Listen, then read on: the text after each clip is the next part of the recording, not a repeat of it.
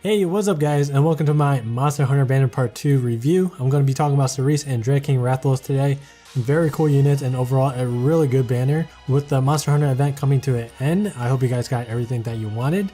In case you haven't yet, you still have a little bit of time left to farm some Wormite out of the Valentine's event. Anyways, let's cover Cerise first. In my personal opinion, I think she's probably the star unit of this entire collab event. She's a water bow, and just like the other Monster Hunter characters, her playstyle is also unique. Regular bows do C4 4 strike or just plain C5 for their combos. Cerise doesn't do that. Instead, she does 4 strike roll, kind of like Berserker. However, there's a catch with Cerise. Unlike Berserker, Cerise can actually move while charging her 4 strike, just like how bows can move while charging their attacks in Monster Hunter. This is the first character that can actually do this, which is extremely cool. This makes her really easy to play since all you have to do is charge up her 4 strike 4 times and then let go. While doing all of that, she can move around and reposition herself without any of that disrupting her personal DPS. In regards to high Brunhilde trials, being mobile helps her position volcanoes easier, it helps her be a better secondary baiter if necessary, she can spin high Brunhilde while charging her 4 strikes. There's just so many cool things that she can do while still outputting great damage that bows or range characters in general can't do normally. Now, I mentioned that her optimal combo is just 4 strike roll, but how good is her 4 strike? Well, here are the modifiers. I'm just going to read charge level 4, which has the following mods: 129% per hit, 1140 SP, and 2.5 times overdrive mods. The number of hits is determined by a couple variables apparently. Apparently it depends on the enemy's size and the distance between Cerise and the enemy. The maximum amount of hits is up to 20, I believe, or something like that. I think you are supposed to stay at lance distance to get full potential out of it, and this is a reference to bows in Monster Hunter. Bows in Monster Hunter, if I recall correctly, require the player to be at a certain distance from the enemy for the attacks to deal maximum damage. But anyways, yeah, her optimal combo deals tons of damage and she has great potential in her 4 strikes.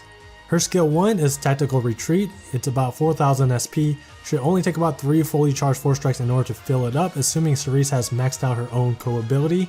The mods on it isn't that great for a 4000 SP skill, but it does complement the way she plays very well. Tactical Retreat increases the damage of her next 4 strike by 100%. She pretty much just spams her 4 strikes, uses skill 1 whenever it fills up, which empowers her next 4 strike, and then rinse and repeat. Very simple and easy to use. Skill 2 costs 10,000 SP and it increases 4 strike charging rate by 30% for 30 seconds. Again, obviously this is something that complements her playstyle very well as it allows her to spam her 4 strikes even faster. You should have no problem maintaining the uptime on this buff. If you take full advantage of this buff, you should have enough time to reactivate skill 2 before the buff wears off.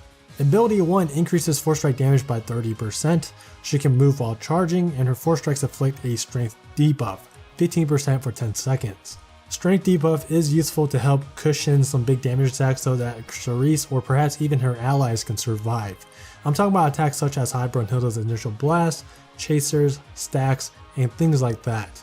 It's not necessary to have to survive those attacks, but it does help in certain situations when some players on a team doesn't have a fully built whatever character and they are trying to run double DPS prints.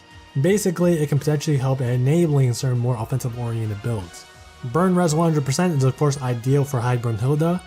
Lastly, she has 4 strike damage by 25% and charge rate by 20%. Pretty self-explanatory. She has innate 55% 4 strike damage that can be increased furthermore with worm prints. That's more of a reason why her optimal combo is just spamming 4 strikes.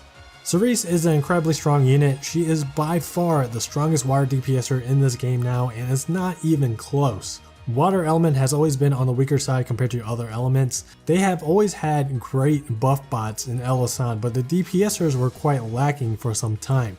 A minor problem was that most of the better DPSers were stun res waters. You are able to run stun res characters in high Brunhilde, but that requires the healer to have knowledge of how to burn heal, and not many pubbers are familiar with that, so that limits the amount of usable water characters that are used in pubs. And speaking of pubs, the meta now in pubs is going to be Gala Elsan, Daniel or John Zia, and then either 2 Cerise or 1 Cerise and 1 Lily. 2 Cerise is better, but not everyone has Cerise, and Lilies are so common that you'll probably end up seeing one of each on a team. I already mentioned that she's the best water DPSer in this game, and to put things into perspective on how strong she really is, apparently her damage is about double of Lily's. To be fair though, Lily never really had great personal DPS, but she was always meta due to her burn resistance. But yeah, Cerise just blows her out of the ballpark. Cerise is up there with the top DPS characters such as Ezreal, Naveed, Noelle, Delphi, and Yasuo. This is the one Monster Hunter unit that I think has the biggest impact on the meta. Not only is her personal DPS up there, but unlike the other DPSers that I mentioned a little bit ago, Cerise has huge overdrive DPS as well. Now let's move on to Dreadking Rathalos. His aura is 55% strength, 60% force strike damage, striking haste 30%, and gauge decelerator 30%. Keep in mind that this is gauge decelerator and not accelerator, meaning that the overdrive bar decreases slower and not faster. Even with that said, the user will still chop away at the OD bar relatively fast due to increased 60% force strike damage. Dreadking Rathalos is one of the best flame dragons in this game now, hands down. However, it's only optimal on certain weapon classes.